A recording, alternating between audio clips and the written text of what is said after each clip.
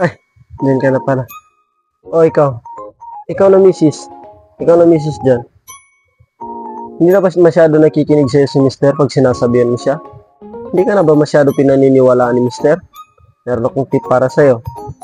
Kung nasa sitwasyon ko ng ganito, pakinggan mo tong sasabihin ko. Konting tip to. Alam niyo ba kung paano mapaamo si mister? Hindi pa. Pakinggan mo to, tapusin mo yung video na to. Kung legit to.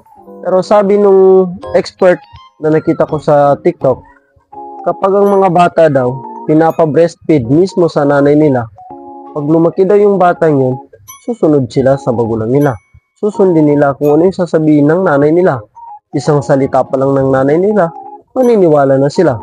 So sa tingin nyo, pag si mister, baka siguro maniniwala sa'yo.